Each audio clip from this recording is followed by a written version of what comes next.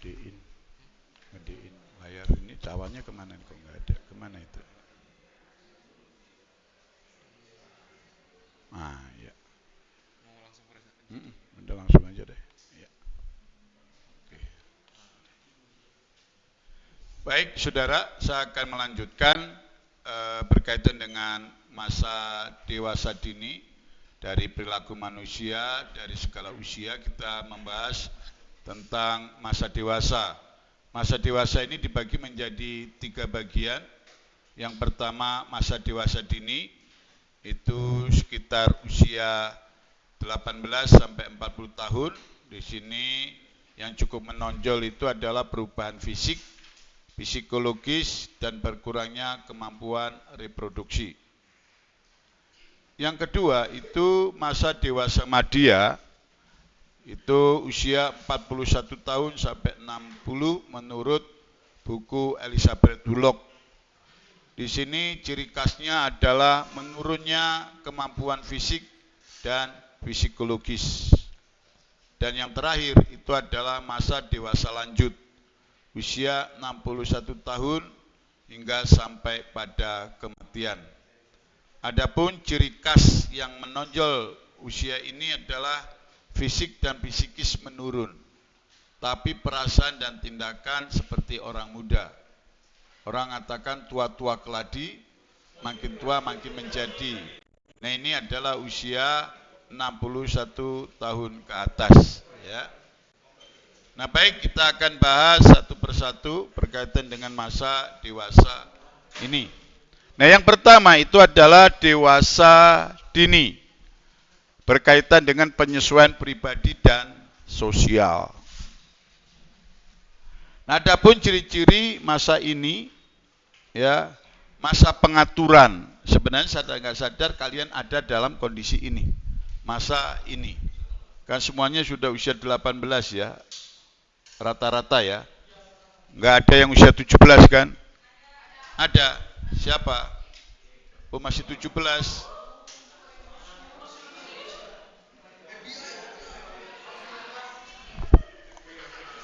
Saya juga gitu ya. Maksudnya dilihat dari puncak Monas. Ya, oke. Jadi kalian termasuk masih remaja ya. Jadi nggak layak ikut kuliah. Silakan keluar. Ya, ya, semoga memang betul usia 17 begitu ya. Atau takut salah menghitung orang tuanya. Ya, apa yang dimaksud dengan masa pengaturan? Teman-teman, yang dimaksud masa pengaturan itu di mana usia ini memang sudah memulai mandiri, mengatur dirinya sendiri. Ya, karena biasanya rata-rata sudah lulus sekolah lanjutan atas dan dia sudah mulai menentukan siapa dirinya, termasuk juga kuliah dan lain sebagainya, harus pisah dari orang tua, iya kan, mengatur yang tadinya bangun aja harus dibangunin orang tua, sekarang di kos-kosan ya harus bangun sendiri, cari makan sendiri gitu. Nah.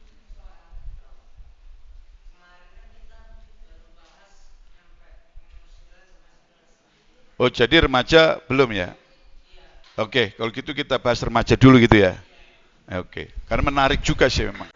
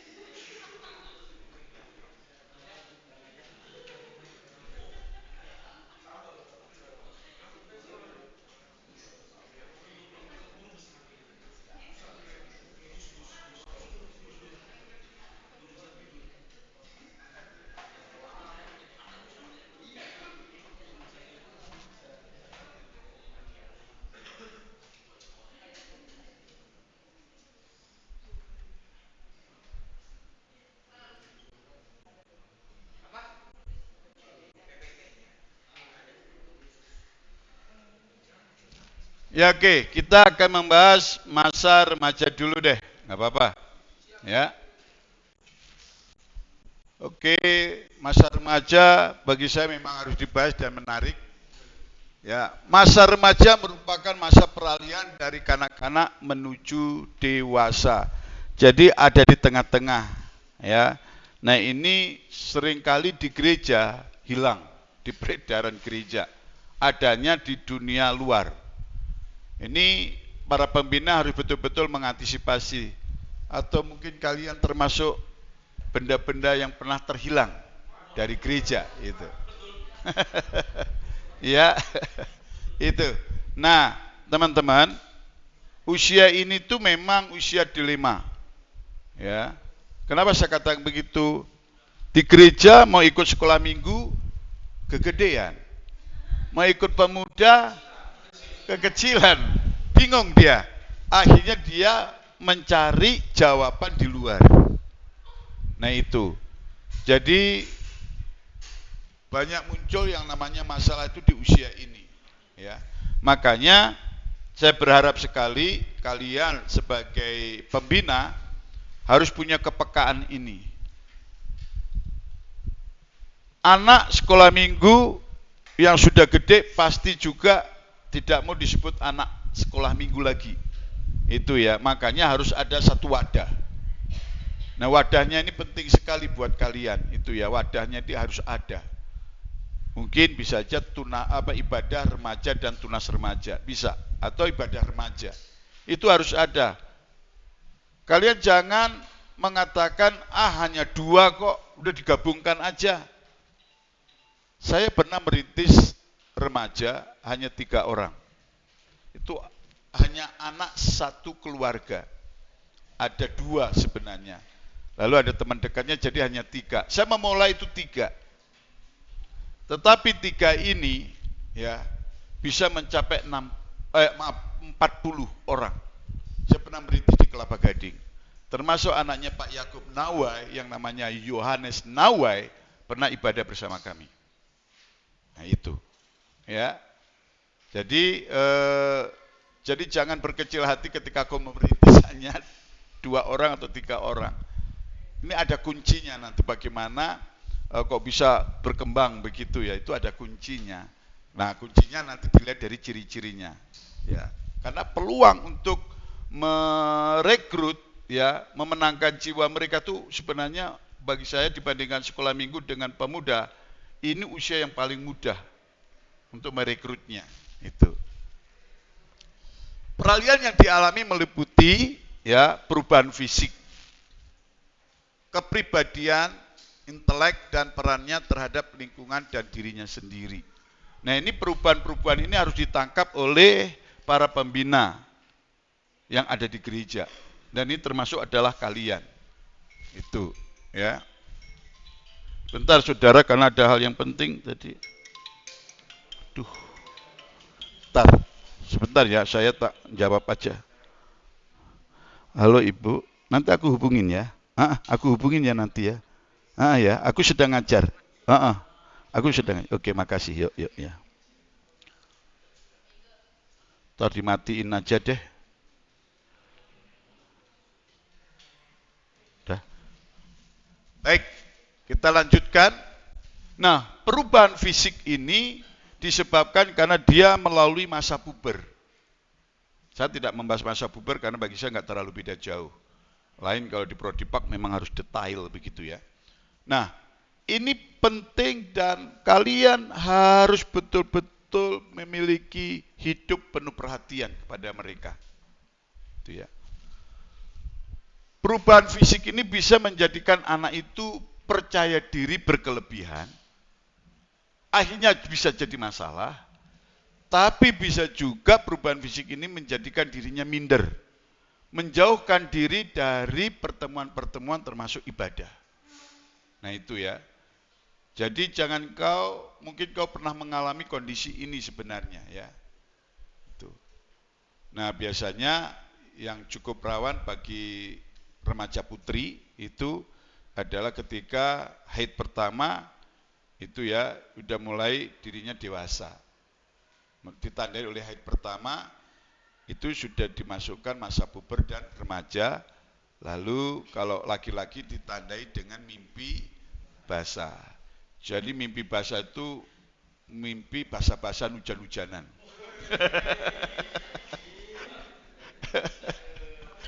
Ya, nah itu yang menandai dua ini, dan ini bisa menjadi pengalaman traumatik baik laki maupun perempuan. Makanya ingat baik-baik, kalau kamu punya anak yang menginjak remaja atau tunas remaja, kasih pemahaman berkaitan dengan hal ini. Supaya apa? Ketika anak tersebut menghadapi itu sudah tidak kaget lagi. Karena kakak pembinanya sudah memberi tahu. Ada banyak gereja yang tidak peduli dengan anak-anak usia ini. Makanya seringkali mereka hilang. Itu, ya, mereka hilang karena gereja tidak memberi jawaban atas kebutuhannya. Nah, ini yang perlu kalian garis bawahi ya. Itu, ini penting sekali. Lalu berkaitan dengan kepribadian. Kepribadian akan dipengaruhi oleh kondisi fisiknya juga. Kalau kondisi fisik itu betul-betul dia terima, dia akan happy. Nggak akan terganggu kepribadiannya. Tapi kalau kondisi fisiknya tidak sesuai dengan harapannya, ya, ini berbahaya. Itu. Makanya dia bisa hilang dari peredaran berjemaat. Begitu, ya. Dan ini kepribadian ini bisa terganggu, banyak sekali, ya, yang mengganggunya. Nanti kita akan lihat lebih jauh. Lalu intelek jelas akan dipengaruhi dengan pergaulan juga, pengalaman dan lain sebagainya. Nah, perannya terhadap lingkungan dan diri sendiri ini juga harus mendapatkan binaan yang baik. Kalau anak-anak usia ini ya tidak diperlengkapi dengan hal-hal yang berada dalam konteks kebenaran, kalian tahu, hampir mayoritas geng motor itu apakah orang-orang dewasa? Tidak. Yang sering melakukan tawuran, kriminal itu adalah usia ini. Ini kalian mungkin kalau nggak di sini juga masih ikut-ikutan itu, kebut-kebutan begitu. Itu suatu kebanggaan, ya itu. Perkembangan tersebut tidak selalu menyenangkan sebab dapat memicu satu persoalan yang baru dalam hidupnya. Nah itu teman-teman, ya. Jadi perkembangan-perkembangan itu kalau tidak ada yang membimbing, mengarahkan, ya, memberi pemahaman yang benar, memang betul akan menjadi sebuah masalah. Tapi kalau dia mendapatkan bimbingan yang baik, binaan yang baik, dia akan belajar untuk menerima siapa dirinya. Dan dia akan berusaha untuk menjadi pribadi yang jauh lebih baik. Itu. Ya. Nah, di Indonesia istilah pubertas dan adolensia dipakai dalam arti umum. Nah, kedewasaan di Indonesia itu ditentukan dengan usia. Jadi orang yang berusia 17 tahun sudah disebut dewasa. Makanya mereka sudah layak mendapatkan kartu tanda penduduk atau KTP. Tapi sebenarnya bukan hanya itu saja. Usia ini sudah diperbolehkan untuk menikah. Karena dianggap usia ini organ tubuh, alat reproduksinya itu sudah sempurna, enggak laki, enggak perempuan. Nah itu. Tetapi bagi saya sarankan usia ini janganlah. Mungkin usia 20 bolehlah menikah. Tapi kalau usia 17 tahun bagi saya masih usia yang kurang pas. Kenapa? Ketika saya mengadakan penelitian, ya, membantu disertasi teman, karena dia mengangkat berkaitan dengan anak Down syndrome, ternyata anak-anak yang kena Down syndrome itu disebabkan latar belakang orang tua yang menikah muda. Itu ya teman-teman ya. Jadi itu yang pertama. Jadi anak Down syndrome itu disebabkan salah satunya karena orang tuanya menikah di usia muda. Yang kedua, dia lahir di usia yang sudah orang tuanya lanjut, di atas 40 tahun. Nah itu, ya, jadi ini menjadi warning juga buat kalian. Ya. Mata kuliah psikologi umum itu sebenarnya bukan hanya sebatas sebuah mata kuliah sebenarnya. Ini sebenarnya adalah penerapan kehidupan keseharian kita yang kita jumpai. Jadi sebenarnya nggak asing yang kita omongkan ini gitu lihat teman-teman ya. Jadi bukan hanya sebatas kita teoritis, tetapi kita belajar memaknai secara yaitu afektif maupun psikomotorik. Nah itu. Nah masa remaja sebagai periode perubahan, apa dimaksud ini? Karena memang emosi yang labil. Ya, jadi anak-anak ini usia-usia ini sebenarnya adalah usia-usia yang memang ya merasa dirinya seperti punya nyawa lebih dari satu. Iya, pasti kalian pernah ngalamin ini. Capi-capian, naik motor ya kan? 3 orang, 4 orang, dengan bangganya begitu. Kadang-kadang dikasih tahu malah ngetawain yang ngasih tahu ya. Iya kan? Gitu kan? Ngeledek gitu. Saya kesel dengan anak-anak usia ini. Benar. Karena kita naik motor, pernah di sini ya, di Petamburan ini, saya sedang nyupir, rambutnya kecantol dengan spion, saudara. Nggak pakai helm, rambut panjang kan. Itu sampai teriak-teriak. Nah saya kan nggak ngerti kecantol di spion saya. Ya itu tadi cabai-cabian tadi itu. Itu waduh, sampai ya untung aja bisa lepas, kalau enggak kan dia keseret mobil saya gitu kan. Nah saya kan nggak ngerti, saya kan begini.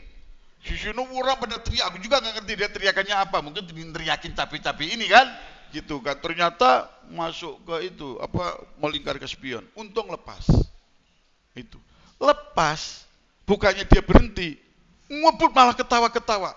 Gila juga nih anak. Itu, ya. Itu yang pertama. Yang kedua, ya saya nyupir dengan tenang begitu. Wah dia ngepot ya, shoot begitu. Ini anak ini ngapain gitu ya? Nggak perlu ngepot juga nggak masalah gitu. Bener, ngepot dia tidak tahu kalau di sebelah ketika dia belok ada mobil juga.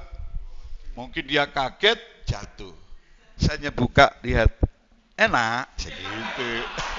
Harus saya lewat. Iya. Jadi memang itulah kondisi anak remaja tadi itu. Ya, nah itu sisi negatifnya.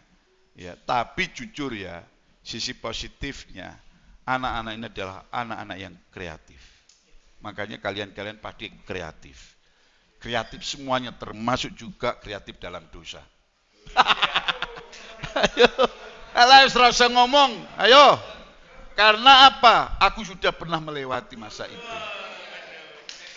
Iya. Kalian diam itu karena terperangah. Kok tahu ya? Lah iyalah, wong saya sudah ngalamin gitu kan. Nah jadi emosi memang tidak stabil ya. Jadi tawuran dan sebagainya tuh usia-usia ini paling senang mereka itu. Dan mudah diprovokator. Coba lihat demo-demo itu. Dibayar 25.000 udah berani setor nyawa gitu ya kan. Nah itu ya. Perubahan tubuh, minat dan peran itu memang luar biasa. Perubahan tubuh itu sangat cepat.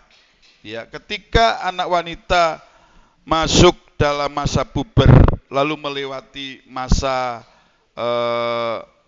menstruasi pertama, itu pasti ada kegelisahan. Ya. Dengan yang tadinya rata, mulai ada muncul benjolan-benjolan yang nggak terduga. Nah, iyalah. Ya, kita ini kan udah dewasa ya. Itu, dan itu yang kadang-kala membuat seseorang kaget. Ini bukan tabu loh, ini fakta loh. Makanya kadang-kala wanita tutup pintu di kamar, dilihatin. Saya ini normal enggak ya? Iya kan? Leluasa. Kamu jangan lihat. Dan jangan bayangin.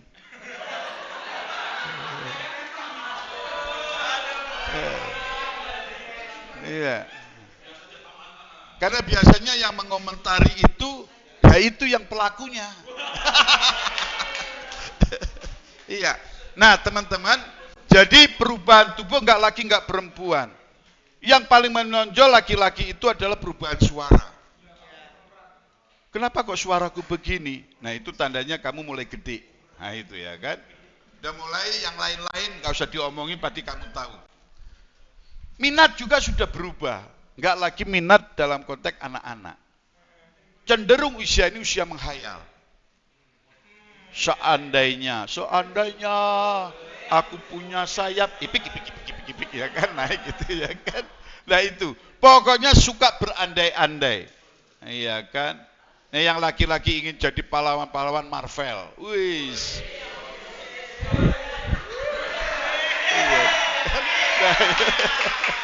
Nah itu, iya. Pokoknya itu sama aja, nggak beda jauh dengan yang wanita itu. Lepas baju di kamar, lihat di kaca, langsung. Itu, ya. Karena menyadari sudah mulai perannya sudah mulai beda. Lalu yang pasti adalah biasanya aku laki-laki, aku perempuan itu semakin nampak, ya. Dan biasanya mulai yang tadinya nggak ada pembatasan bergaul, sekarang udah mulai memisahkan diri. Ya, nanti aku dikatain apa kalau aku dekat dengan laki-laki. Nah, itu kan maksudnya laki-laki itu yang tadinya waktu masih kanak-kanak kan main bareng gitu ya, nggak pemikiran aneh-aneh. Tapi sekarang ketika main sudah mulai berbeda. Apalagi kalau sudah mulai tertarik dengan lawan jenis. Sudah pasti berbeda. Itu. Mulai menata hidup lebih feminim, ya kan? Mulai beli benda-benda yang berbau lalu lintas, merah, kuning, hijau, sudah mulai dipasang pada tempatnya. Nah itu, ya kan, udah mulai menghias diri. Itu wanita. Laki-laki juga nggak beda jauh, ya itu. Ya lanjut. Nah ini yang negatifnya tuh ambivalen itu gini. Merasa dirinya sok pahlawan, melakukan dirinya hebat. Tapi ketika satu kali ya dia nggak bertanggung jawab. Ketika melakukan aku tanggung jawab, pokoknya ini. Ketika sudah terjadi kabur. Nah ini hati-hati nih wanita ya, jangan mudah dibujuk rayu oleh pria-pria. Bukan hidung belang sih, hidung berlubang dua. Ya, hati-hati. Nggak ada hidungnya belang tuh nggak ada lah. Emang zebra. Nah, itu.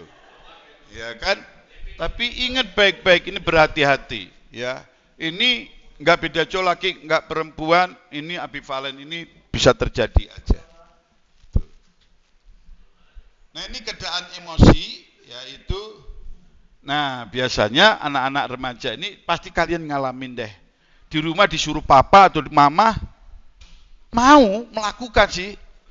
Tapi kenapa sih kok saya sih, kan kakak masih ada.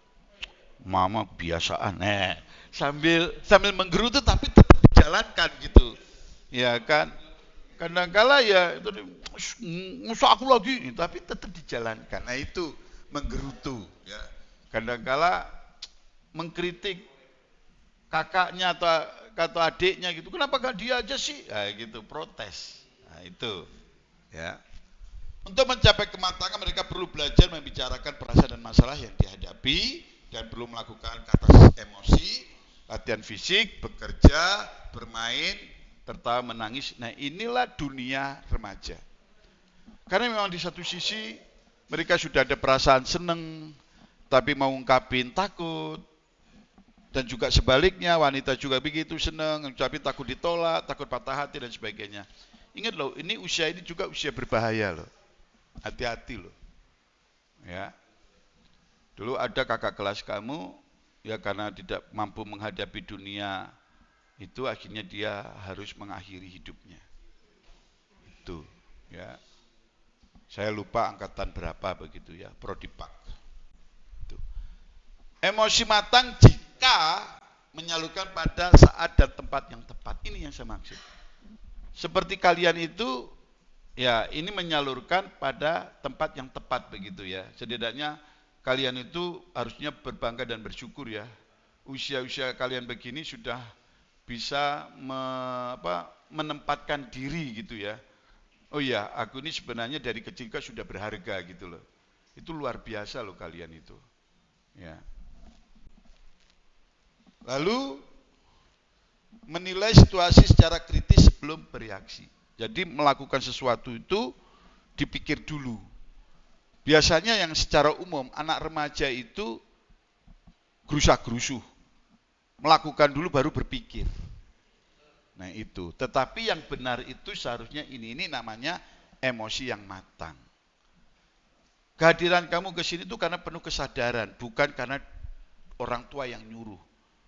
Ya, karena orang tua bawa gada begitu kan. Ayo, kamu masuk teologi ya. Ayo, gitu baru kamu masuk. Nah, itu pasti, maaf saya ngomong. Satu kali pasti ada masalah nanti dalam perkuliahan kamu. Tapi kalau itu kesadaran dalam dirimu, itu beda. Ya. Yang saya melihat, ini penelitian ya, bukti. Anak-anak atau mahasiswa yang datang ke sini dengan kesadaran dirinya, itu ya, dia sadar bahwa memang itu panggilan gitu ya, dia selalu pasti lulus tepat waktu. Yang enggak, aduh, ada yang 6 tahun, 7 tahun, bahkan hampir mau di DO, baru lulus.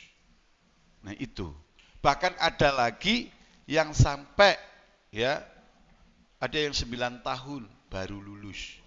Itu akhirnya dia harus mengulang begitu ya. Ini perubahan sosial ya. Remaja harus menyesuaikan diri di dalam pergaulan lawan jenis dan orang dewasa. Dia mulai berada dalam lingkungan, kalau enggak seusianya pasti usia yaitu kepada orang dewasa. Cenderung ke anak itu sedikit presentasinya. Lebih cenderung adalah seusianya dan naik, bukan ke bawah. Nah itu ya. Makanya kadang-kala dia sama adiknya kadang-kala kesal. Ayolah kak main. Males, nggak mau ngelayanin. Lu main sendiri aja lu lah. Ganggu aja lu. Oh dia sedang liatin cowok. Itu kan. Nah itu yang membedakan gitu ya. Ini nilai baru dalam memilih teman. Menginginkan teman seminat dengan nilai-nilai yang sama sehingga dapat mengerti dan membuatnya aman. Nah itu ya. Jadi teman itu ada sahabat, ada spesial, ada juga teman secara umum. Ya. Nah itu biasanya kalau sudah punya teman spesial, itu akan berusaha untuk menghindari teman yang secara umum tadi. Paling hanya dekat dengan teman yang disebut sahabat itu. Menginginkan seorang yang dipercaya, dapat diajak bicara dan dapat diandalkan. Nah ini ya biasanya adalah teman. Jarang yang ayah atau mama, ayah atau ibu itu jarang. Cenderung adalah sahabat, teman. Nah ini hati-hati ya teman-teman ya. Kalian ini sebagai pembina harus bisa dipercaya oleh anak-anak binaanmu. Ya. Karena sebenarnya usia-usia remaja itu usia-usia yang bermasalah, yang berusaha untuk mencari teman yang bisa diajak curhat. Dan ingat jangan disesatkan. Itu.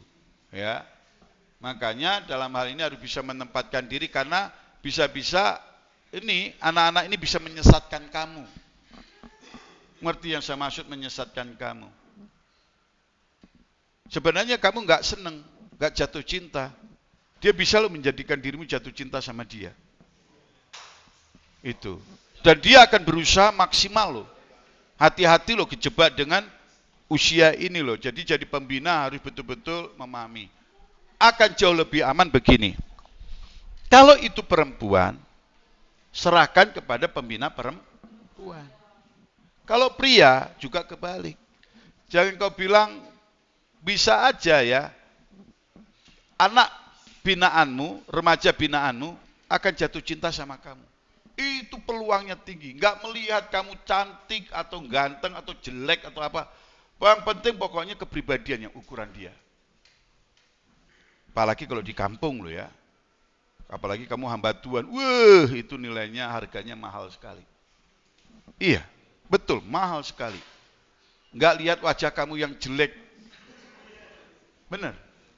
Itu pokoknya mahal deh harganya hamba Tuhan itu. Ya, ini harus berhati-hati. Ya. Nah, biasanya anak-anak ini mudah jatuh cinta. Kamu kasih peluang sedikit, oh udah. Dan hati-hati.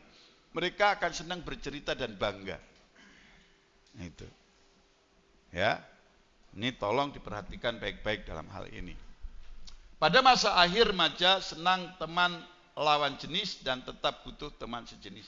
Jadi kalau di akhir masa remaja itu maksudnya kalau udah mau masuk dewasa dini kan. Nah biasanya mereka memang yang ya itu bagi saya normal ya, mencari teman atau yang sering kita kenal dengan kata pacar. Ya itu. Nah ini minat rekreasinya. Nah ini kenapa ini saya munculkan teman-teman ya. Ini yang paling menonjol ya. Jadi ini. Nah kalau kamu bisa menjawab ya hobi mereka, minat mereka, saya yakin deh remaja yang kamu layani itu pasti penuh dengan anak-anak remaja. Saya di Kelapa Gading itu yang tadinya hanya 2 itu bisa mengajak teman-temannya di kelas dia dan di kelas yang lain bisa diajak ibadah bareng. Itu. Jadi ini penting. Makanya di sini mana yang kelihatannya menonjol di tempat kamu melayani? Misalnya permainan dan olahraga. Kalau memang ini adalah hal yang penting, kamu ajak satu, dia akan ngajak temannya. Ngerti enggak? Dia akan ngajak temannya lagi, dia akan ngajak, jadi multi. Percaya deh. Ya. Jadi jangan hanya anak-anak remaja itu kamu ajak ibadah, oh haleluya. Lama-lama lupa, haleluya itu. Tapi coba kalau ibadah kamu itu bervariasi ya.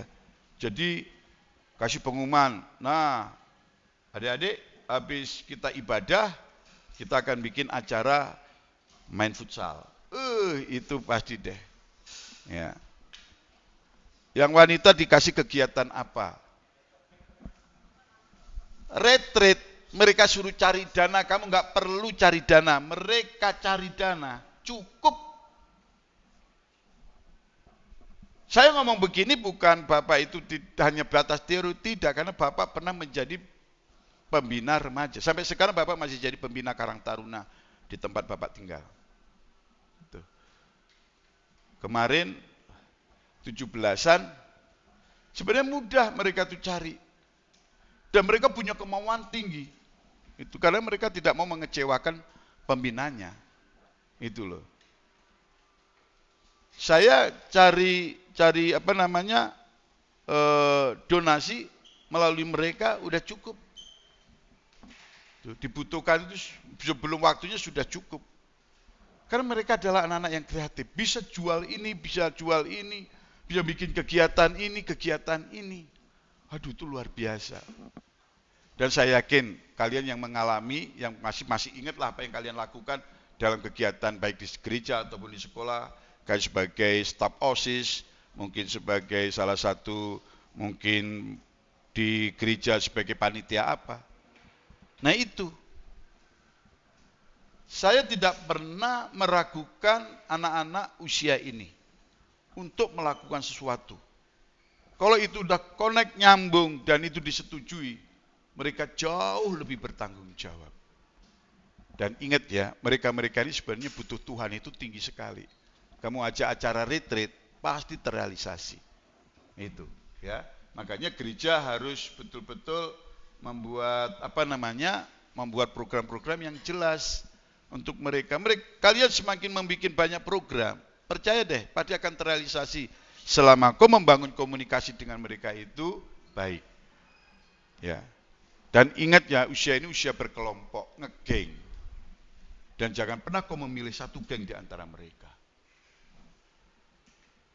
Kalau kamu memilih satu geng yang lain pasti hilang. Dan kamu pasti akan dicap negatif. Makanya jangan pernah kau ikut ngegeng. Jadikan geng itu menjadi satu geng di dalam gereja. Nah itu yang penting. Supaya solid. Bagaimana caranya? Dalam kegiatan-kegiatan misalnya seperti X-Baker, itu. Ya udah tahu, oh ini gengnya si A, pecah, masukkan ke geng yang lain. Jadi mereka berkomunitas bareng. Jadi tidak ada istilah geng. Kegiatan-kegiatan. Mereka tuh akan memilih loh. Pak, sama ini aja ya, sama ini aja. Itu gengnya itu. Dan jangan pernah kau kasih kesempatan itu. Enggak, kamu harus sama dia. Nah itu. Supaya apa? Biar membaur. Karena mereka itu kadang-kala kasak kusuk di dalam gereja itu sebenarnya juga berbahaya itu, rawan itu. Perpecahan akan muncul itu. Makanya hati-hati. Jangan pernah kau termakan oleh omongan si A ngomong begini-begini lalu kamu respon. Oh iya ya. Lalu di sini juga ngomong begini kamu respon. Jangan. Tanggapin semuanya lalu dianalisa. Cara menyelesaikan masalah mereka itu sebenarnya ya memang susah-susah mudah gitu. Kenapa saya katakan susah mudah? Karena kita juga harus cari banyak sumber. Mereka itu gudangnya gosip juga. Benar gudangnya gosip loh mereka itu. Ya pasti kalian masih ingat lah ketika kamu masih jadi remaja. Itu ya. Nah teman-teman ini perhatikan baik-baik hobi mereka itu apa. Di tempat dimana kamu melayani. Kalau kamu punya anak remaja ini. Ya itu. Jadikan itu sarana media. Kau semakin efektif di dalam melayani. Bicara tentang dana. Kamu nggak perlu kamu cetuskan idemu. Ketika mereka merespon. Pasti mereka akan lakukan. Tapi kalau mereka tidak, jangan pernah kau paksakan kehendakmu. Cari solusi yang lain. Saya selama membina remaja, saya tidak pernah mengalami kesulitan berkaitan dengan keuangan kalau ketika membuat program. Itu, ya. Pola minat religius. Nah, ini yang saya maksud tadi. Ya. Ini momen yang baik. Kamu bikin acara KKR, mereka akan mudah menerima Tuhan Yesus, bahkan siap dibaptis. Ini usia-usia yang sangat-sangat mumpuni, ya. Dalam hal keagamaan mereka sangat merespon itu. Nah, di sisi yang lain, periode keraguan religius itu karena mereka kritis. Kamu ngasih jawaban jangan ngambang. Kalau A ya A, B ya B, itu ya. Jadi jangan pernah ada di tengah-tengah. Mereka di anak-anak kritis, itu. Dan mereka butuh yang namanya kepastian, ya teman-teman ya. Tuh. Periode rekonstruksi agama. Kebutuhan yang tak terpenuhi menyebabkan remaja mudah terlibat pada kultus yang salah. Karena apa? Mereka ini adalah anak-anak yang memang mulus, tulus, murni. Nah itu yang perlu kalian harus garis bawahi. Jadi jangan sampai menjadikan mereka, kamu mengajarkan yang salah, dia akan ikuti yang salah loh. Makanya ini harus selektif. Makanya waktu saya pernah jadi pembina, saya selalu pantau tidak boleh kemana-mana. Terakhir saya cukup kewalahan ketika ada turun to blessing. Pernah dengar nggak kata-kata turun to blessing itu? Waduh itu anak-anak remaja saya sempat hancur itu. Yang ada di Kelapa Gading waktu itu.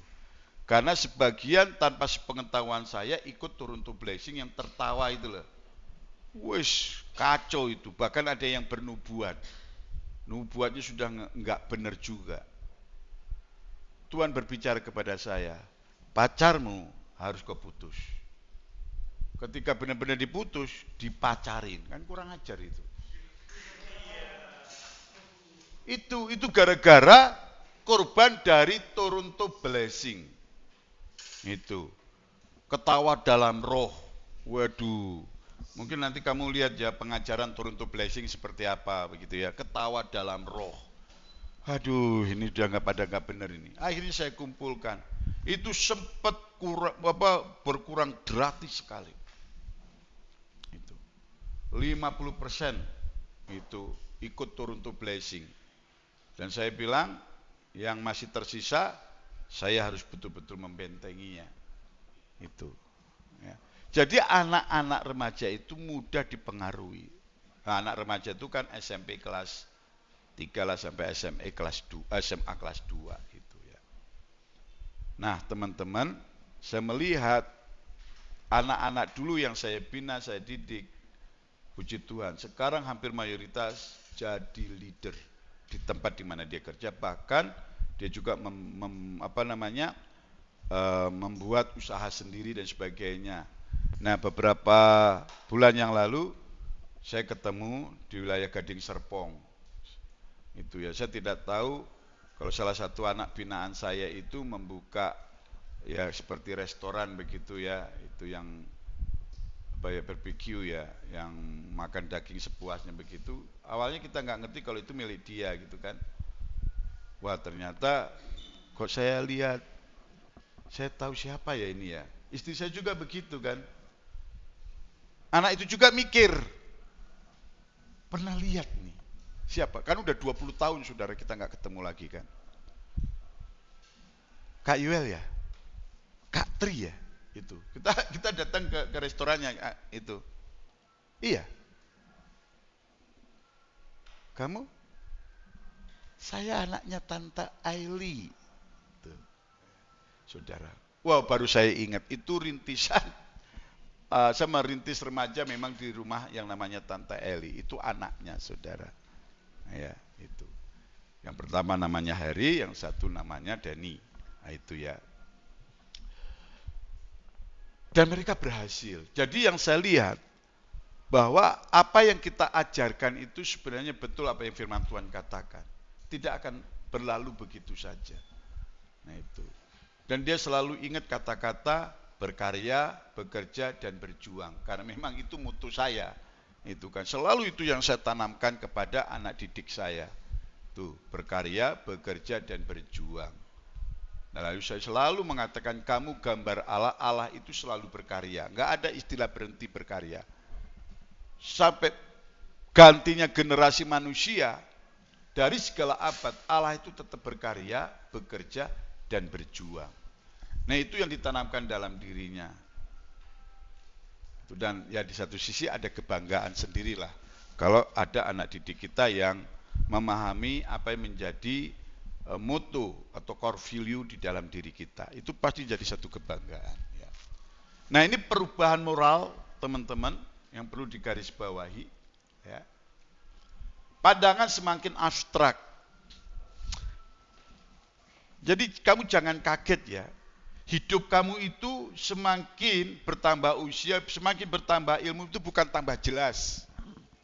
Percaya deh. Itu.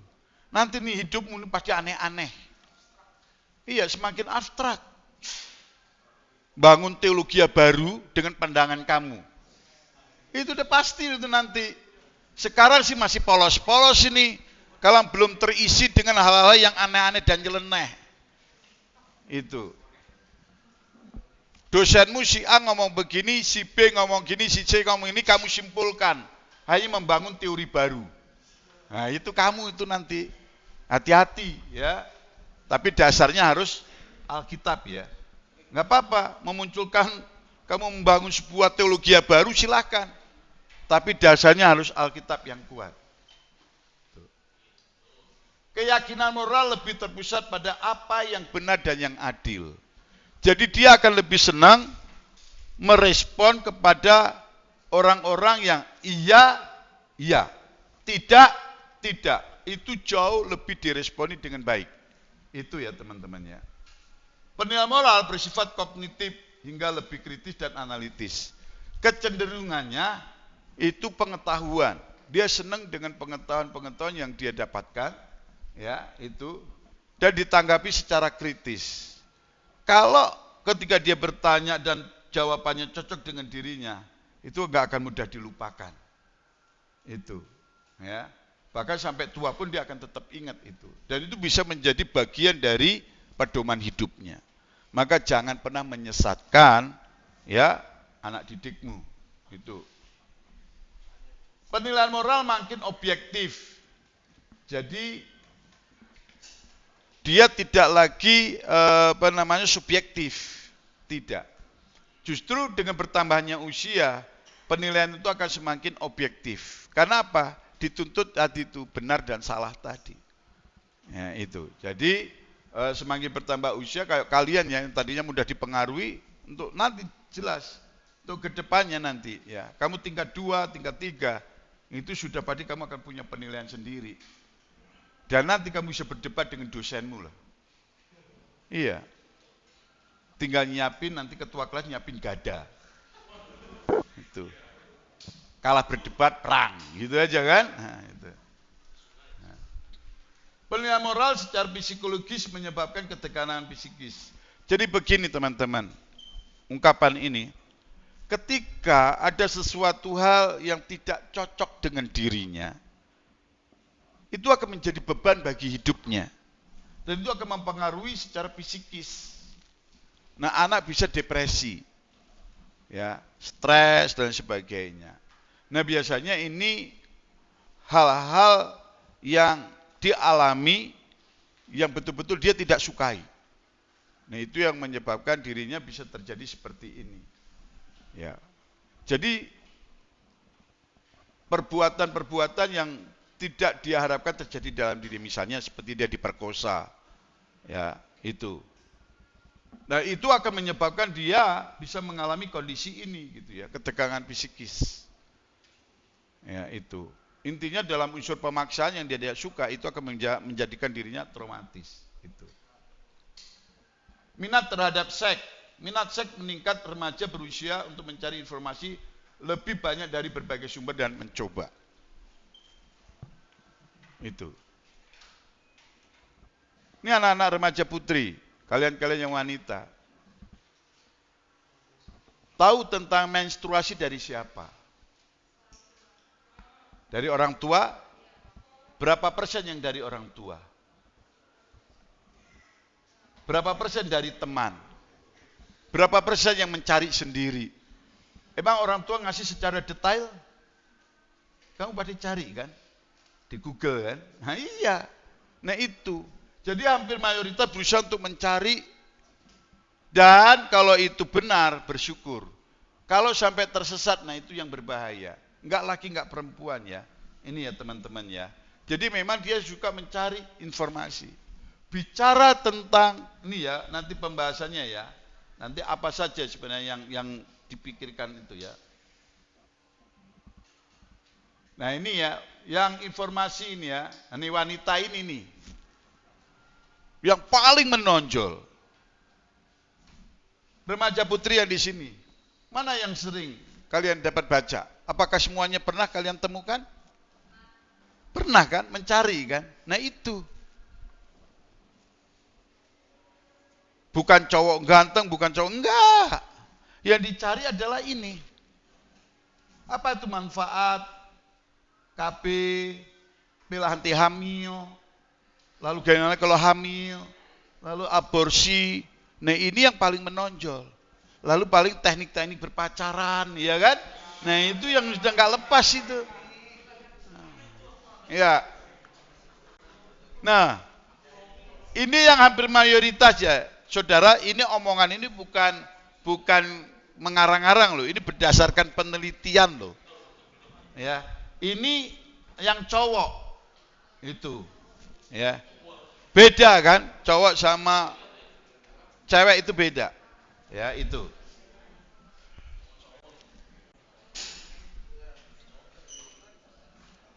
Nah ini sebab bertentangan dengan orang tua. Apa saja penyebabnya? Standar perilaku yang berbeda. Remaja ketika sudah punya banyak pengalaman, pengetahuan dan membaca dan sebagainya, itu. Lalu orang tua punya aturan dan nggak cocok dengan dirinya. Nah itu yang bisa menyebabkan hubungan dengan orang tua renggang. Yang waktu kanak-kanak masih nurut, ini mulai berontak. Dianggap orang tua kuno lah. Itu bukan zamannya lagi. Masa zamannya papa diterapin ke kami? Ada loh yang seperti itu. Ya kan? Nah ini pembina-pembina ini harus jadi penengah loh. Jangan malah jadi pemicu. Ya harus jadi penengah. Tuh. Metode disiplin orang tua dianggap tidak adil. Bahkan dikatakan dianggap kanak-kanak. Aku kan udah gede, Pak. Apa sih aku diatur-atur? Nah itu. Memang masih harus diatur. Gitu loh. Ya. Lalu hubungan dengan saudara kandung Ya biasanya berdamai kalau ada keperluan bersama. Kalau enggak, aduh, udah Tom and Jerry. Itu loh. Ya. Merasa menjadi korban keadaan keluarga. Hanya disuruh nyapu ngepel aja katanya udah jadi korban tahu. Kenapa kok aku terus sih yang disuruh nyapu? Kenapa aku yang disuruh ngepel? Aku suruh nyuci baju? Kan masih ada yang lain. Nah itu, jadi merasa diri jadi korban, pembulian gitu. Nah, penyebab pertentangan yang lain adalah sikap kritis remaja yang suka mengkritik orang tuanya. Nah itu, ya akhirnya menjadi ketegangan-ketegangan. Saya ngomong begini saudara, saya itu punya anak remaja. Saya mengamati inilah yang sering terjadi gitu ya. Di mobil aja bareng-bareng bisa berdebat loh mereka berdua itu.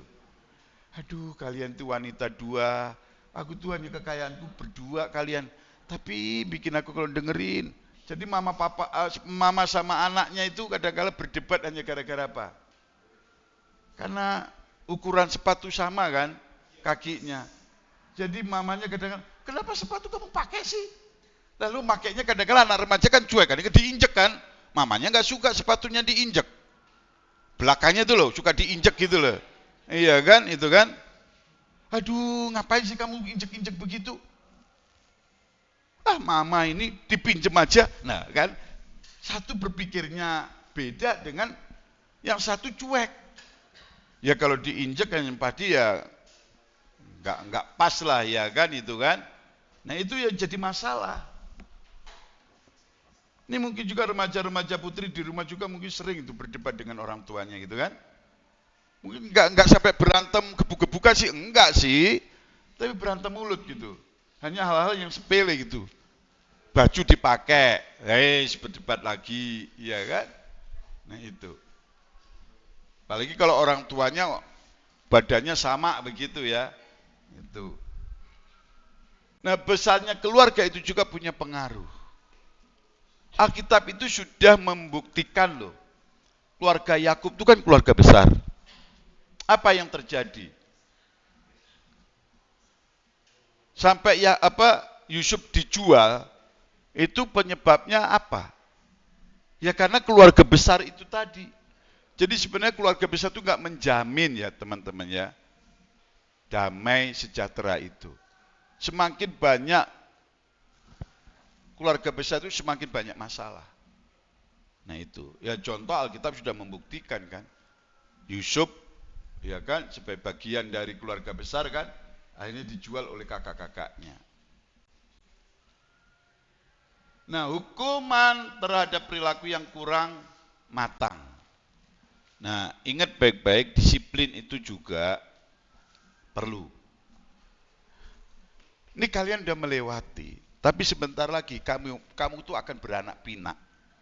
Kamu akan punya anak, anak itu bertumbuh menjadi remaja. Nah ini penting buat kalian juga, bukan hanya sebatas pengetahuan buat kamu menggembalakan jemaatmu yang usia remaja, enggak. Karena satu kali kamu akan berhadapan dengan ini. Itu, kamu akan punya anak-anak yang usia ini juga ke depannya. Bagaimana? Nah itu yang penting, kamu harus pikirkan itu. Ya. Kehidupan pergaulan sosial yang baru. Yang tadinya anak-anak bergaul sosial dengan teman-teman seusia kanak-kanak, sekarang temannya sudah berbeda. Dengan pengalaman yang berbeda, latar belakang yang berbeda di usia remaja. Nah itu. Ya. Jadi ini perlu diantisipasi juga. Saya ngomong begini itu supaya kalian juga berpikir berkaitan dengan aku pembina remaja. Apa yang bisa aku lakukan? Kamu itu hamba-hamba Tuhan.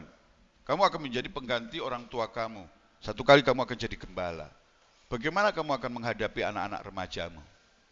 Pembina-pembina yang harus kamu bina. Apa mereka punya bekal tentang hal-hal yang seperti ini? Nah itu. Jangan kamu hanya percaya. Ya, kalau dia betul-betul belajar yang benar sih puji Tuhan. Kalau enggak gimana? Nanti malah jadi penyesat kan? Itu.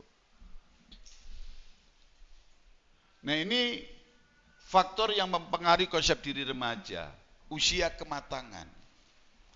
Usia kematangan ini adalah berbicara tentang masalah ya pengalaman-pengalaman hidup dia membentuk menjadi seperti apa. Kalau dia betul-betul matang menjadi pribadi yang dewasa, oke, akan mudah dididik, mudah dibina. Tapi kalau dia tidak mengalami kematangan dengan benar, ya matangnya itu karena dikatrol, ya matangnya itu karena memang dikasih sesuatu dan itu tidak benar, itu akan berbahaya. Nah, usia kematangan seseorang itu akan mempengaruhi siapa dirinya ke depan. Nah, itu. Ya. Penampilan diri. Ya. Penampilan diri itu sebenarnya juga menentukan. Itu ya. Ada orang-orang yang cuek dengan penampilan dirinya, tetapi ada yang penuh perhatian terhadap penampilan dirinya. Sebenarnya dari sini kita itu bisa melihat ya. Jadi kita melihat konsep diri seseorang itu dilihat dari penampilannya juga bisa. Ada orang-orang yang cuek dengan penampilannya. Nah, itu bisa pribadi bermasalah juga. Ya, jadi kita juga bisa menilai kepatutan seks dalam penampilan, minat dan perilaku. Bicara tentang seks. Ini benar-benar jadi laki-laki atau setengah laki-laki? Nah, itu juga harus kita tahu. Ya. Ada yang laki-laki tapi ternyata setengah laki-laki. Iya. Siang jadi Jono, malam jadi Jenny. Nah, itu. Ya kan? Nah, itu yang harus diperhatikan gitu ya. Nama dan julukan yang baik itu akan membuat diri bangga. Tapi kalau mendapat sebutan tidak dia sukai itu jadi beban. Itu akan mempengaruhi konsep diri, dia bisa rendah diri, ya. Tapi di sisi yang lain, dia juga bisa melakukan perilaku-perilaku yang abnormal. Nah, itu yang berbahaya. Ya. Hubungan keluarga yang baik pasti akan berdampak baik bagi remaja tersebut. Selama remaja itu berada dalam lingkungan yang baik. Teman-teman sebaya itu akan sangat mempengaruhi. Geng motor, itu orang-orang yang masuk di geng motor, itu pasti rata-rata memiliki tujuan yang sama, pikiran yang sama. Kalau enggak mungkin. Dan yang terakhir itu kreatif. Ingat, ya, konsep diri dipengaruhi daya kreativitas anak itu. Semakin dia memiliki kreativitas, dan berada dalam wadah yang tepat, maka dia akan memiliki konsep diri yang baik, karena penyalurannya pada tempatnya. Tapi kalau dia memiliki daya kreativitas lalu tidak memiliki tempat yang benar, yang baik, akan disalurkan kepada tempat yang tidak baik. Kebut-kebutan itu baik enggak? Enggak. Tapi kalau ditempatkan pada tempatnya, misalnya kebut-kebutan dia ikut balapan yang resmi, itu baik. Karena dia bisa menyalurkan ekspresi. Makanya disinilah PR buat kalian sebagai pembina remaja. Nah, itu. Enggak mudah loh mengamati satu persatu itu. Ya. Tapi akan mudah kalau kau membangun hubungan yang baik dengan mereka. Kedekatan itu akan menolong memberikan solusi. Tapi kalau kamu sebagai pembina nggak pernah dekat dengan remaja, nggak saya harapin deh, kamu akan bisa menjadi remaja yang baik, gitu ya. Cita-cita yang realistik, remaja suka menghayal. Tapi di sisi yang lain, dia pasti punya ya cita-cita yang realistis yang masuk akal. Berpijak kepada kemampuan yang dia punyai, termasuk kecerdasan intelektualnya maupun secara psikomotoriknya. Itu. Nah, ini perhatikan teman-teman, berkaitan dengan usaha memperbaiki kepribadian. Ya. Menentukan nilai ideal yang realistik itu seperti apa. Yang pasti adalah seperti Tuhan Yesus. Nah, itu penanaman itu yang harus betul-betul kalian pahami. Ya. Menjadi pribadi seperti Yesus itu, kalau kamu mengajar mereka, bikin kurikulum yang jelas. Ya. Kamu mau menyisir perilaku Yesus berkaitan dengan kepribadian tadi itu apa? Nah, itu yang perlu kamu garis bawahi. Ya, itu. Realistis dalam kekuatan dan kelemahannya. Kita sudah belajar analisis SWOT belum ya? Bapak udah kasih PR pekerjaan kepada kalian belum ya? Belum ya? Analisis SWOT ya. Tapi habis ini kalian akan mengerjakan analisis SWOT. Analisis SWOT untuk pribadi. Jadi mengukur ya, apa sih menjadi kekuatan yang ada dalam dirimu yang mampu mengembangkan hidupmu di masa yang akan datang? Lalu kelemahan kamu apa? Peluang kamu untuk menjadi orang berhasil apa aja yang ada dalam dirimu? Dan ancaman yang paling membahayakan membuat kamu tidak memiliki masa depan yang baik apa? Nah, itu sebenarnya PR. Ya. Ini penting menemukan jati diri dalam diri kita melalui analisis SWOT. Lalu solusi itu bagaimana caranya mengatasi kelemahan dan ancaman yang ada dalam diri kita. Otomatis akan menggunakan kekuatan dan peluang, itu ya. Memiliki konsep diri yang stabil. Nah, ini baru remaja yang normal gitu ya. Merasa cukup puas dengan apa yang dicapai. Terus berusaha memperbaiki prestasi yang kurang. Nah, ini kepribadian yang layak untuk diperbaiki ya teman-teman ya tadi itu ya. Nah, ini bahaya masa remaja. Secara fisik apa saja? Kematian. Presentasi kematian paling banyak itu sebenarnya remaja. Ya. Mau kalau kita lihat remaja itu nggak mungkin lah mati, tapi faktanya yaitu tadi tawuran, kebut-kebutan, sebenarnya perilaku-perilaku yang negatif itu yang menjadikan mereka jadi korban. Itu ya, kriminal dan sebagainya. Nah itu. Lalu bunuh diri. Ini bunuh diri ini jangan main-main ya. Anak-anak remaja itu mudah putus asa loh. Itu. Bahkan kadang-kadang untuk mau bunuh diri aja bisa searching loh. Iya. Ini aku mau ngomong sama kalian ya. Ada salah satu kakak kelas kalian di sini. Itu. Pagi kita bisa ngobrol baik-baik. Saya tanya, gimana? Baik, Pak. Ulang tahun masih merayakan juga. Tahu-tahu malam saya dengar berita. Dia mengakhiri hidupnya. Sekolah Alkitab nggak jadi jaminan loh. Itu.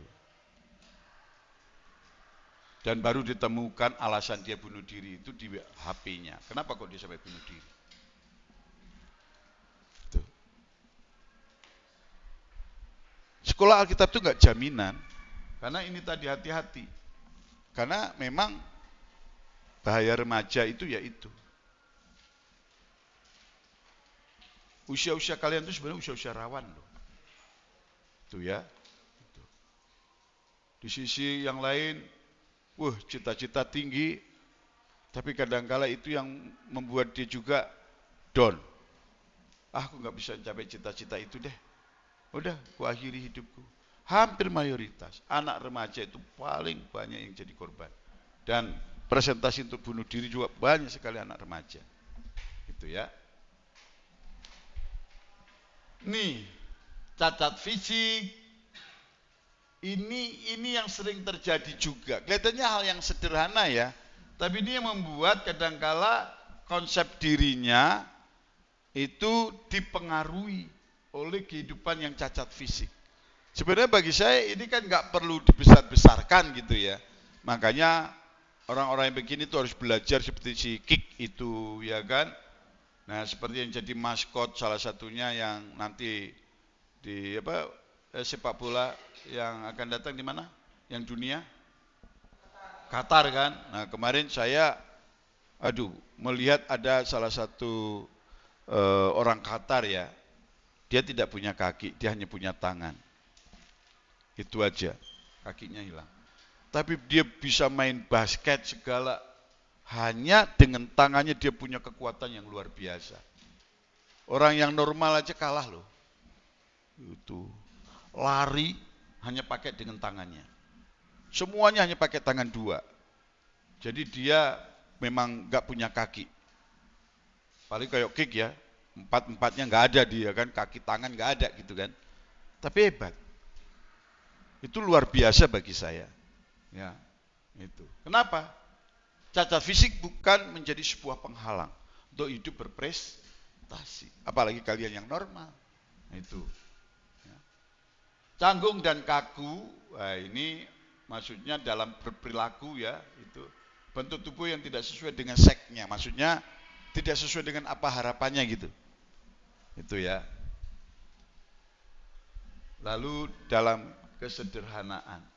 Ada banyak orang-orang yang tidak bisa menerima kenyataan hidup dilahirkan dari keluarga apa. Ya. Kadang-kadang sampai bertanya, kenapa aku gak dilahirkan di kalangan orang yang kaya, orang yang berhasil. Nah itu, kenapa? Tidak bisa menerima siapa dirinya. Nah ini sangat berbahaya. Itu. Makanya disinilah letaknya gereja melalui para pembinanya harus membuat program yang jelas. Itu. Ya. Punya kurikulum yang jelas dengan pokok bahasan yang jelas juga. Mau dibahas tentang apa? Ketika kamu membuat kurikulum, teman-teman, program, telusuri. Kalau untuk remajamu ini dari latar belakang keluarga yang seperti apa? Menengah ke bawah atau menengah ke atas? Ingat ya, menengah ke bawah itu juga punya kesusahan sendiri. Yang di atas juga punya kesusahan sendiri. Jangan kau pikir yang di atas, wih enak ya anak orang kaya, tapi dia nggak pernah berjumpa dengan papahnya. Jarang berjumpa ngobrol dengan mamahnya. Paling dengan asisten rumah tangganya. Itu bermasalah loh. Karena papahnya bisnis, mamanya bisnis, udah. Anaknya dicekokin dengan uang. Kalian pasti pernah nonton ya film di layar kaca. Kalau nggak salah itu film Korea ya. Bukan Korea ya. Karena yang membintangi Jackie Chan ya. Waktu Jackie Chan menjadi polisi, ya kan. Kan ada berandalan-berandalan dari anak-anak orang berhasil kan, orang-orang kaya kan. Pernah ya, dengar ya, itu. Ya, iya betul, The Police Story, ya, betul. Itu dia ingat, kamu hebat. Nah itu, coba perhatikan, apakah mereka anak-anak orang miskin itu mewakili loh. Itu, mereka adalah orang-orang yang anak dari orang-orang yang berhasil. Tapi faktanya, anak tidak merasakan keberhasilan orang tua. Hidup dalam kekecewaan sehingga dia membuat bagaimana supaya orang dia menarik perhatian, tapi yang negatif itu ngerampok dan sebagainya. Tapi apakah ngerampok itu untuk dirinya karena dia nggak punya duit? Enggak. Hanya untuk kesenangan, mencari perhatian. Nah itu contoh ya. Jadi sebenarnya ya yang berbangga bersyukur itu ya kalian. Itu. Tempatkan diri dengan benar. Nah itu yang penting. Konsep diri kita harus kita luruskan. Supaya kita juga bisa meluruskan konsep diri adik-adik kita remaja yang Tuhan percayakan untuk kita bina. Itu. Nah, ini secara psikis, ya, ini kejiwaan. Pola perilaku yang kekanak-kanakan. Enggak sedikit ini biasanya yang terjadi itu hampir mayoritas di anak wanita. Enggak pernah dewasa. Usianya udah usia remaja, masih seperti anak-anak. Manjanya enggak ketulungan begitu. Perilaku seks yang membenci lawan jenis. Akhirnya dia suka dengan sejenis. Nah, itu. Menolak peran seks dan sebagainya. Itu. Perilaku moral yang tidak baik. Itu. Hubungan keluarga yang kurang baik itu akan menyebabkan secara psikisnya terganggu. Nah, ini hambatan mencapai kematangan itu dasar yang buruk, maksudnya penanaman nilai-nilai moral dan lain sebagainya yang tidak pernah dia dapatkan, yang berkaitan dengan memotivasi diri untuk menjadi orang yang lebih baik. Cenderung pengalaman-pengalaman buruk yang diterima itu. Keterlambatan kematangan disebabkan karena bisa aja orang tersebut ya itu kena Down syndrome atau berkebutuhan khusus. Itu bisa aja. Ya. Lalu diperlakukan seperti kanak-kanak. Nah, itu karena terlalu overprotective orang tua. Biasanya ini terjadi kepada anak tunggal. Nah, itu ingat yang jadi anak tunggal, ya, itu. Terlalu tergantung pada orang tua. Nah, karena apa? Sudah dipola oleh orang tuanya. Jadi sekarang kalau kalian masih tergantung sama orang tua, ayo belajar mandiri. Ya, kamu udah dewasa. Perubahan peran. Ya tadinya anak-anak sekarang sudah remaja. Harusnya lebih beda begitu ya, jauh lebih baik begitu ya. Tapi kalau enggak, ya enggak akan dewasa-dewasa. Tanda tidak mampu menyesuaikan diri, perhatikan baik-baik teman-teman. Ini kalau terjadi di dalam anak-anak binaanmu harus tetap ditangani. Satu ciri khas yang paling menonjol itu tidak bertanggung jawab. Kalian udah dikasih tugas, tapi penuh dengan alasan. Banyak tugas dari dosen A, B, C. Maaf ya Pak, itu. Nah itu udah jelas itu. Salah satu kuncinya tidak mampu menyesuaikan diri. Ya, yang namanya mahasiswa ya harus siap mengelola waktu yang baik. Waktunya banyak digunakan untuk tidur. Harusnya belajar, ada jam kosong tidak dimanfaatkan mengisi, ya mengerjakan tugas-tugas dari para dosen. Malah buat jalan-jalan, main peta umpet, ya kan? Ya kan? Bermasalah itu, nggak bertanggung jawab. Agresif. Ya ini, ya agresif yang tadi itu termasuk anak jalanan tadi itu ya. Ikut-ikutan karena merasa tidak aman, tidak punya prinsip. Nah ini biasanya orang-orang yang nggak punya pendirian, itu anak-anak remaja merasa tidak aman di lingkungan asing, ya, tuh mudah menyerah. Ini tanda-tanda yang tidak mampu ya, terlalu banyak menghayal. Kemunduran perilaku akan disenangi dan diperhatikan. Nah, menggunakan mekanisme pertahanan diri. Nah ini dengan cara-cara yang kurang sehat. Nah ini hal-hal yang perlu didapat perhatian ya teman-teman ya. Oke, silakan yang mau bertanya.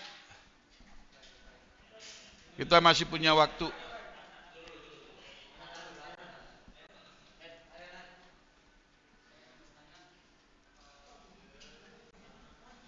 Ya silakan yang mau bertanya, baik yang ada di Zoom maupun yang ada di kelas. Oke silakan. Yang keras suaranya.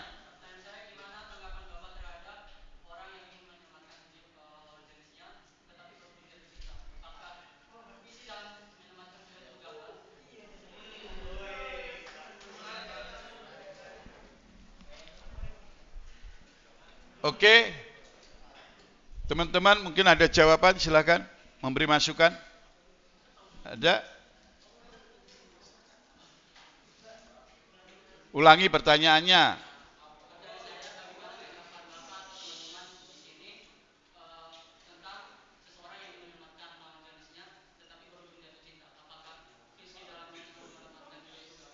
Nah itu. Kalau saya sih ya tergantung ya. Ya kalau memang senang dan cocok, tidak ada yang menghalang-halangi ya jalan aja lah. Iya kan? Iya toh. Mau bicara tentang gagal atau tidak kan yang menilai kan yang bersangkutan.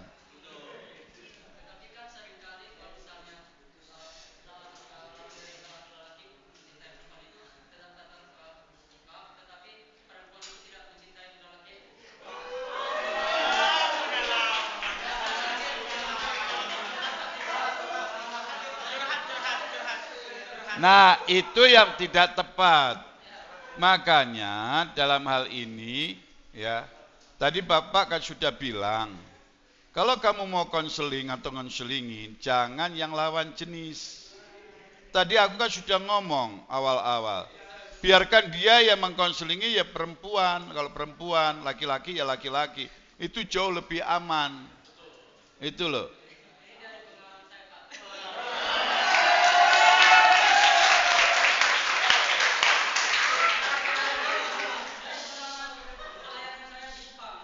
Ah, ah.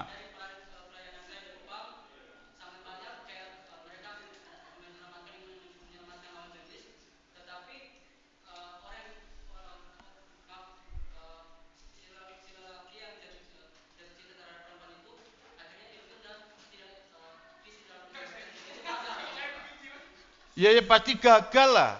Oh, dia menyimpang dari visi yang sebenarnya.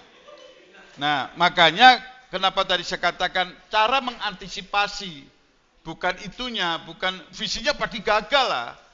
Kan seharusnya menyelamatkan, tapi faktanya malah dia terjun di dalamnya kan. Nah, ya itu salah, nggak benar, nggak tepat.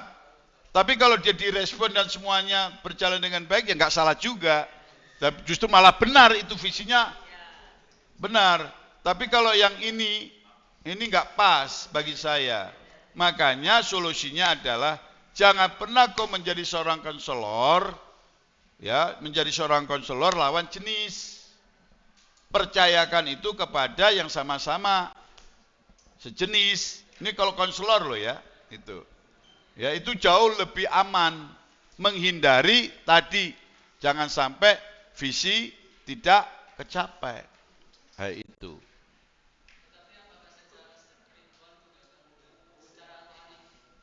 Bagi saya dalam hal ini itu relatif. Kita lihat kasuistik. Ini masalah kasuistik. Saya tidak tahu, saya tidak bisa memberi jawaban salah atau benar. Itu, kecapai atau tidak. Karena ini masalah kasuistik, saya tidak tahu persis permasalahannya apa. Duduk masalahnya seperti apa. Itu. Lalu apakah dia gagal dalam hal spiritual? Ya belum tentu juga. Itu loh. Dia akan gagal kalau dia melakukan hal yang mungkin melewati batas dan amoral. Nah, itu mungkin gagal. Ya, itu.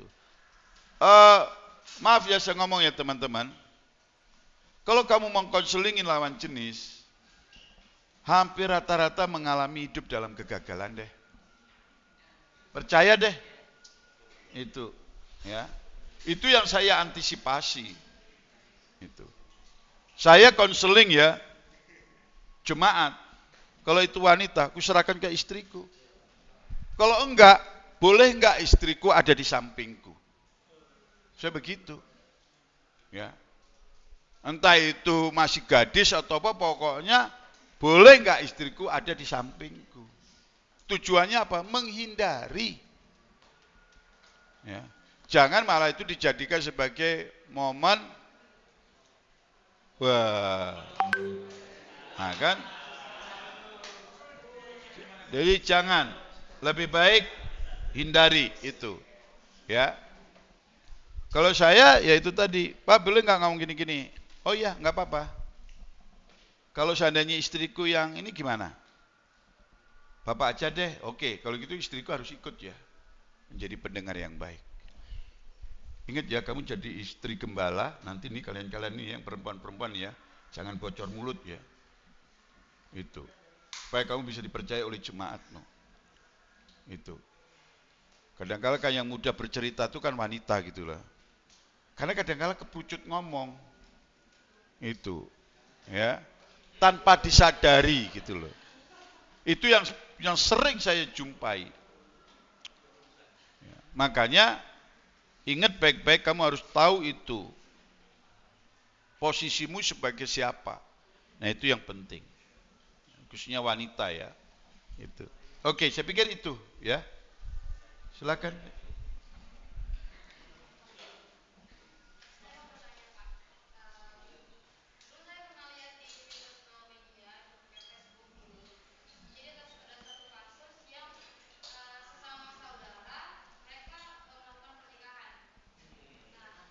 Insek.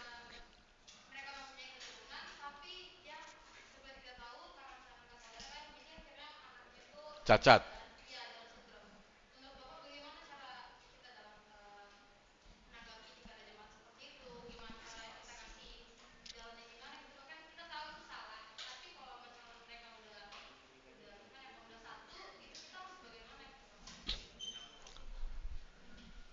Ya, di dalam kita berjemaat dan bermasyarakat itu, ya kita harus melihat budaya di situ seperti apa, mengizinkan enggak.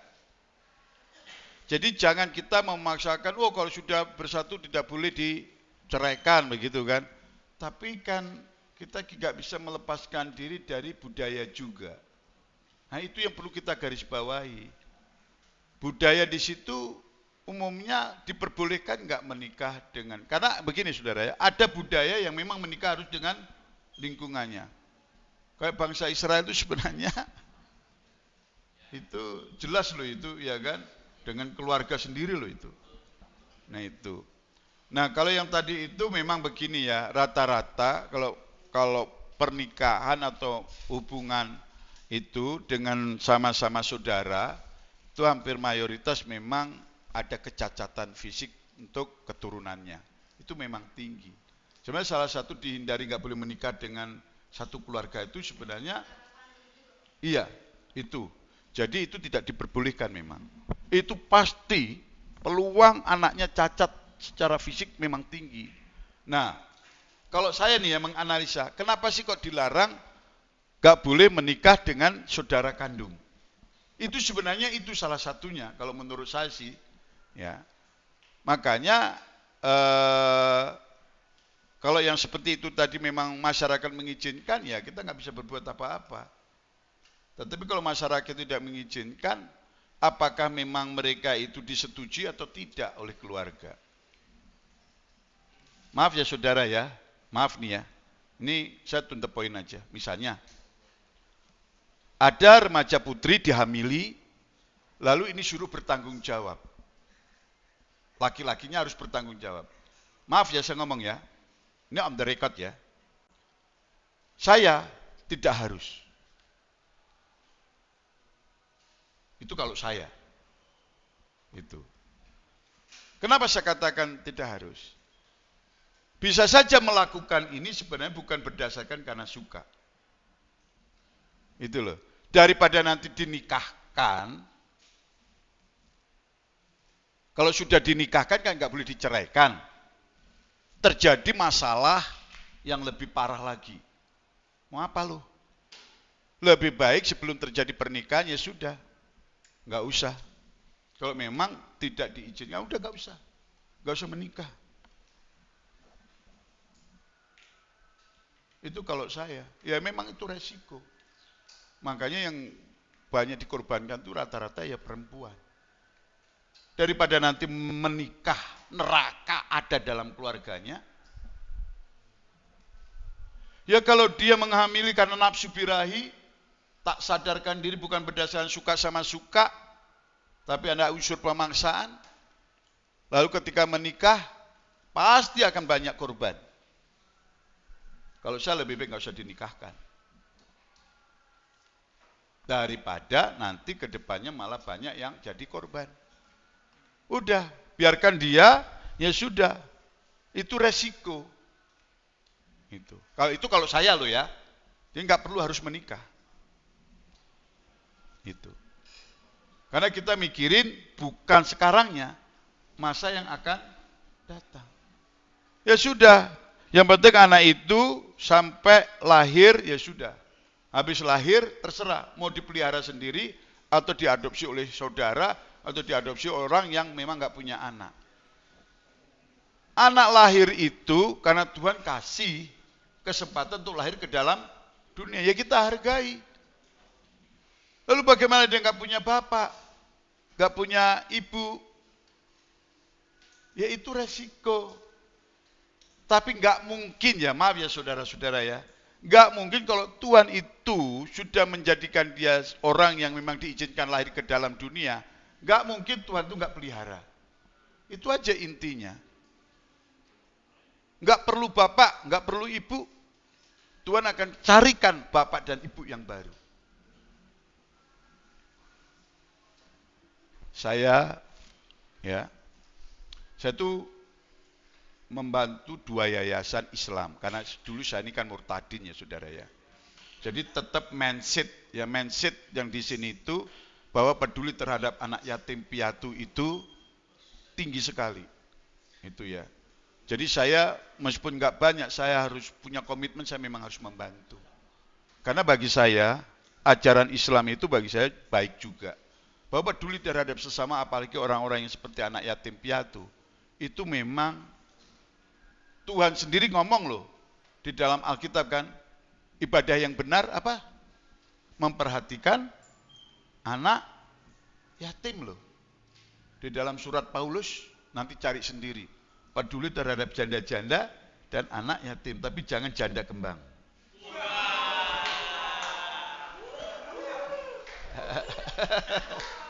Ya, itu penting. Ya. Jadi sebenarnya mereka itu orang Islam itu lebih jelas loh. Mereka peduli terhadap anak yatim piatu itu sangat tinggi. Itu. Nah itu yang memang perlu digarisbawahi. Jadi nggak harus menikah bagi saya. Itu. Karena itu melakukan itu di luar ya kesadaran dalam tanda kutip kebenaran gitu ya. Dan jangan dosa ditutupi dengan dosa lalu diaborsi misalnya begitu. Waduh itu jahat, lebih jahat itu. Saya bisa menyarankan, ada ya dulu dia sharing sama saya, gimana ya Pak? Ya sudah, cari tempat penampungan orang-orang yang jadi korban seperti kamu. Akhirnya dia pergi ke Surabaya, di sana ada satu tempat, dan ya puji Tuhan, anaknya lahir, udah diambil oleh orang yang nggak punya anak. Itu ya sudah, dia juga udah bebas. Tuh bahkan orang tuanya bilang, ya kalau kamu nanti kepingin lihat anakmu ya datang aja ke rumah. Nggak ada berbeda. Kakak saya itu mengadopsi anak, ya kakak saya udah 7 tahun nggak punya anak, ngadopsi.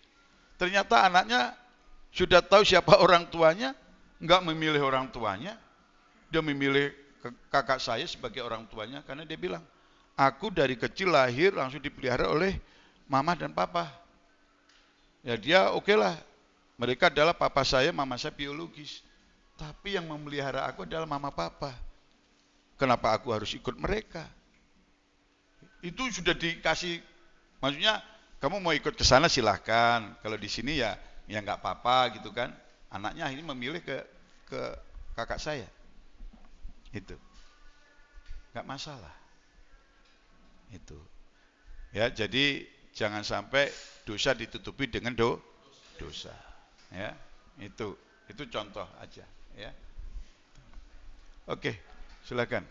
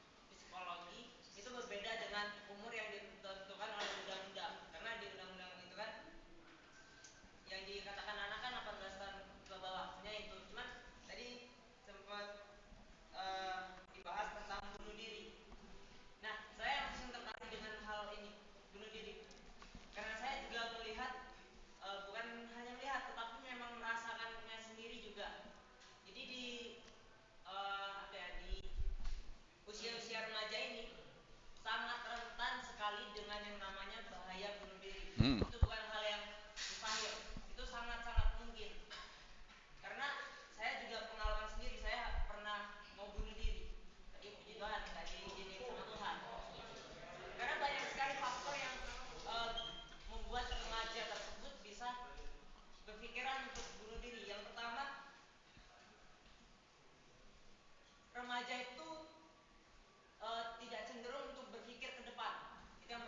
Ya, betul.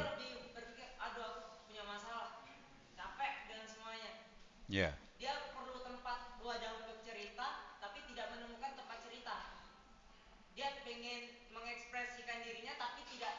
Ya.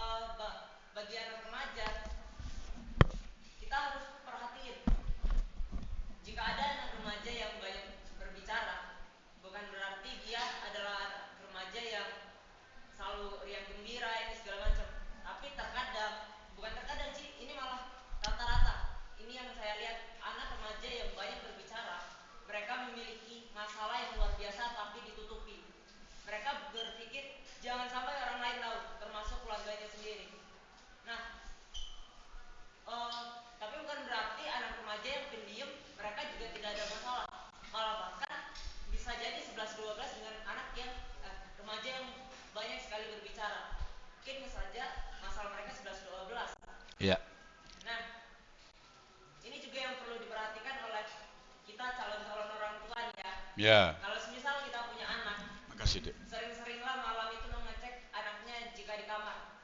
Karena yang sering ini yang saya lihat sendiri dan yang saya dengar sendiri, ternyata tidak hanya saya.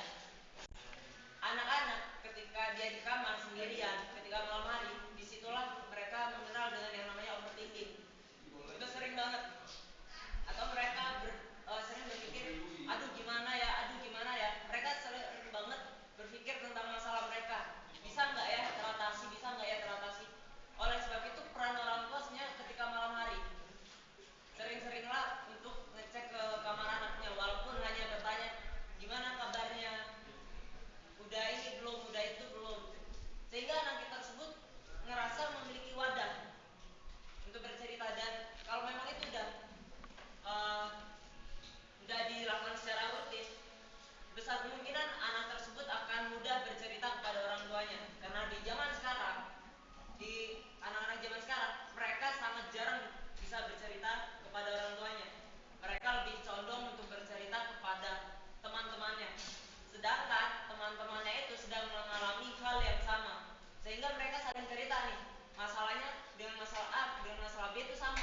Jadi ujung-ujungnya mereka memiliki keputusan yang salah, karena di situ tidak ada pemecahnya. Mereka hanya merumuskan masalah untuk memperdalam masalah tersebut, bukan untuk menyelesaikan masalah tersebut. Ini yang dari saya lihat, dan mungkin hanya itu saja, Pak. Ya. Selebih kurangnya saya minta maaf. Ya. Sekian dan terima Ya. kasih. Memang begini ya teman-teman ya. Ini pembelajaran buat kita juga ya. Itu. Saya banyak melihat dan ya jujur ya, dengan apa yang saya ceritakan tadi itu juga begitu. Orang tidak percaya, nggak curiga, tapi faktanya memang dia sudah merencanakan itu, bukan spontan, tapi memang sudah direncanakan bunuh diri itu. Nah, makanya saya sependapat ya, bahwa orang tua itu memang harus mengecek anaknya. Biasanya seperti tadi malam, saya selesai mengajar, ini kok tumben nih, diem. Biasanya dia berisik cekikak-cekiki gitu kan. Ya namanya juga di HP itu ngobrol dengan temennya gitu kan. Ini kok diem, kenapa nih? Tumben-tumbennya gitu. Oh saya cek, saya buka pintunya, saya intip, oh dia tidur pules. Oh ya puji Tuhan. Mungkin dia kecapean karena nggak sempat tidur. Ya saya pikir ya itu nggak masalah. Dan saya lihat pagi sudah sehat begitu kan. Ya itu sebenarnya sesuatu hal yang orang tua juga merasa was-was tadi memang betul. Ya, itu kondisi-kondisi tertentu, apalagi mungkin setelah terjadi masalah-masalah apa begitu kan, apalagi menyangkut harga diri dia. Nah, itu perlu ya penanganan yang lebih baik ya. Nah, teman-teman kalian sebagai kakak pembina ini penting sekali ya. Mungkin juga perlu disuarakan kepada orang tua, kalau orang tua kamu sebagai gembala, sekali-sekali khotbah tentang parenting di di jemaat gitu. Kalau enggak ada ibadah khusus, misalnya ibadah pasutri, pasangan suami istri, yang dibahas bukan hanya sebatas hubungan suami istri, tetapi juga berkaitan dengan bagaimana mendidik anak dengan baik dan sebagainya. Itu perlu sekali. Ya. Nah, saya dalam hal begini biasanya susah ya, di jemaat di mana saya melayani itu susah sekali karena lingkungan, budaya, campur. Ada yang Batak, mayoritas kan 75% sekarang udah Batak gitu ya. Dan kita tahu budaya Batak seperti apa. Nggak mudah loh. Gitu ya. Tadi malam saya ngajar, dia punya anak remaja, dia tidak pernah ngobrol dengan anak remajanya. Itu.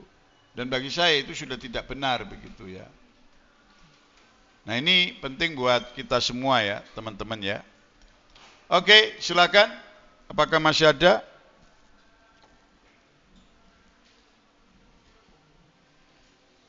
Ya kalau memang sudah tidak ada teman-teman, pertemuan kita sampai di sini dulu ya. Apakah ada dokumentasi?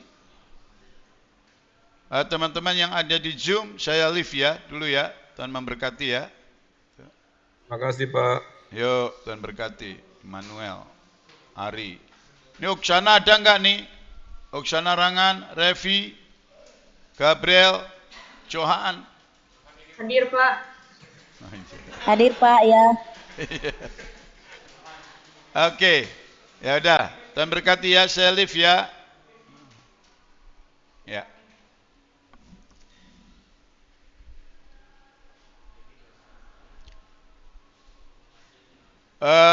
Kita sudah pertemuan keberapa nih teman-teman? 5 ya. Ingat pertemuan yang ke-8 ya, UTS ya.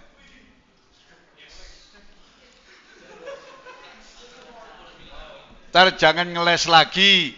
Sibuk Pak, banyak tugas. Bapak udah ingetin loh.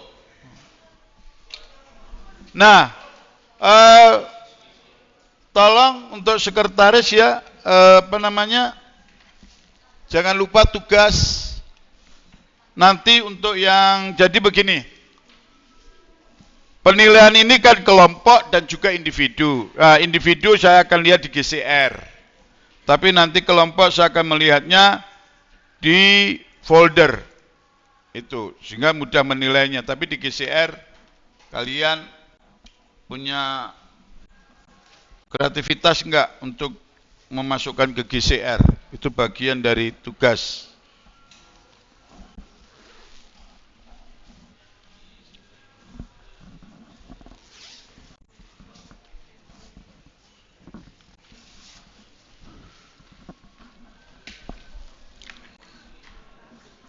Ya.